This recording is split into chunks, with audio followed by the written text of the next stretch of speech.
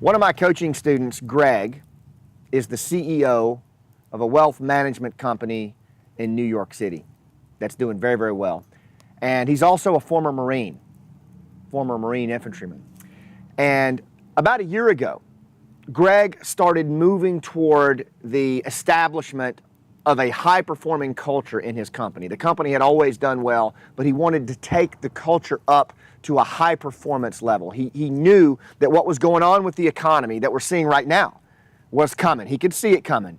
And he knew that his company was going to have to play at their highest game if they were going to keep people calm during turbulent times, and if they were going to lead them through turbulent times and thrive on the other side of it, right? Very foresighted, very visionary. But to do that, Greg had to create changes in his culture. I mean, he had people from very diverse backgrounds. He had people who worked in investment, some who worked in ops, some who worked in marketing. And let's face it, you know, that market environment in New York City can be a pretty cutthroat environment where individualism often trumps the day. And what Greg wanted to build was a high-performance culture that he had learned in the Marine Corps, right? That was all about team before self, was all about protecting people's dreams and fighting for others, right? And he had to inculcate that culture in his people. So as Greg and I talked about that, the first thing that came to mind to me was, what about a leadership philosophy? I told him a story about one of my favorite group commanders in Special Forces, in 7th Special Forces Group, back in the mid-90s, named Colonel Ed Phillips. Now, Big Ed, as we called him, was a tall, lanky, like 6'6" Green Beret. And if you didn't know him, you would think he had just walked off the set of Andy Griffith. He was like a grown-up Opie. Very congenial, easy to talk to, but trust me, you never wanted to mistake his kindness for weakness. This guy was all business. Tom Clancy even featured him in his book about special operators and warriors several years ago. And Big Ed, he had a philosophy of leadership, right? He had a philosophy of leadership that he believed that when his Green Beret A-teams went down to Central and South America to do work, that they should absolutely go native in the sense that they should immerse and build relationships and connect with the locals in that area, right? He was adamant about getting as indigenous as we possibly could, to speak the language, to know the culture at a micro level. He even expected us, like when we were preparing for the missions, we had entire days that we could speak nothing but Spanish in our team room. If you picked Big Ed up at the airport in Latin America when he was visiting your team, you had better be speaking Spanish to him the whole time he was there. He expected that. He also expected you to know your people, to know their family members' names, to know the names and birthdays of their kids, to know when one's wife was pregnant, right? He called 7th Special Forces Group the family business, and he expected us to run it that way. And he expected you to fail. He wanted you to dare greatly. He wanted you to push the envelope, because that's what Green Berets do. They stay out on the edge of things, and they always push the envelope to do the nation's bidding and move things forward when others can't. I knew all that because Big Ed put it in his leadership philosophy that he shared with me and all of the other team leaders and team sergeants as soon as they arrived in the unit. It was the first thing you had to do, was read Big Ed's leadership philosophy. As I went on through my career, I saw leaders, good and bad, who would put out their leadership philosophy. It was something that I started to do myself as a team leader, as a company commander.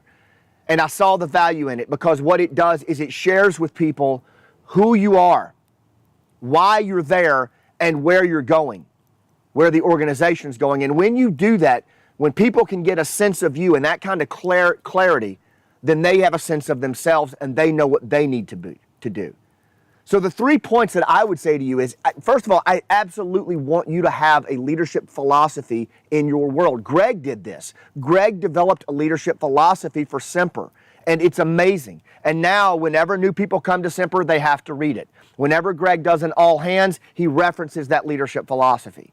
Right? Whenever he does a training program, he trues back to that. When he sits down and does end-of-year bonuses and talks to his people about where they're going and how they're doing on an individual level, he references the leadership philosophy. You see what I mean? It becomes a visionary anchor point for where you're driving your organization to go, whether it's a nonprofit, whether it's a mid-level management position in corporate America, or whether it's your own business. Having your leadership philosophy down on paper and published and shared with others is such a powerful thing, and your people deserve it.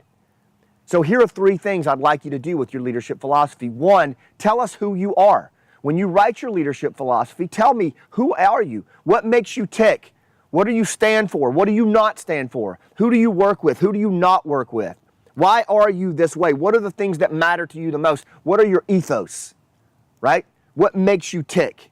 It's really important that we know that. Number 2, why do you do what you do? As the leader of this organization, why do you do what you do? Why did you found this company? Why do you show up to work every day? Why is it important to you to lead? It's so critical that, like Simon Sinek said, we know why. People don't buy what you do, they buy why you do it. We're meaning-seeking creatures. So that's number 2. Tell us why you do what you do. And number 3, where are we going? Right? If our organization is a vessel or a ship, where are we going? Remember, you as the leader have a vision, a crystal clear vision of a better world that doesn't yet exist yet, and others don't. And so you've got to take that blank canvas, and through the power of narrative and human connection and storytelling, you've got to paint a picture stroke by stroke on that blank canvas of what that future looks like. And as you do it, you have to help me as the associate see how I fit in it as the hero and how I am a part of that journey. And then I'll emotionally connect to it. I'll fight for your vision. I'll fight for your story. I'll tell your story better than you do when you're not around. All right, so who am I? Why do I show up to work, and where are we going? You might even take it a little step further on where are we going and tell folks how you expect them to play. How do you expect them to show up? How do you expect them to perform? And what can they expect of you? I want you to try this. I want you to write your own leadership philosophy, right? Get it down on paper. You'll be amazed. And then I want you to share it with the relevant people in your organization and make it part of the culture that they have to read it regularly. They have to sign it, that you talk about it, you over-communicate on it. You have to be the storyteller in chief, and any new person that comes in must read it. That is the power of a leadership philosophy. And it's just one lesson of how you can take something from the battlefield and make it very relevant in the boardroom. The things that we learned about leadership philosophies in the military are just, if not more relevant in what you do in your world. I wonder if the people in the boat have a leadership philosophy, Wes? I think so. Maybe. Absolutely. Boat on Mondays. My ask to you right now is that you share this video blog with the folks in your tribe. There's lots of folks who could benefit from these battlefield to boardroom lessons. So if there are, share it with them on LinkedIn, share it with them on Facebook. Make sure you like us on those mediums as well, and visit our website, rooftopleadership.com, and go ahead and go to the blog section and sign up. And then you'll get these vlogs regularly. And oh, by the way, there's a whole library of vlogs that my boy Wes put together that we did last year that are just the goods, man. You need to go in there and dive in and do the research. But share this video. I hope it serves you. And until next time, I'll see you on the rooftop. Happy New Year.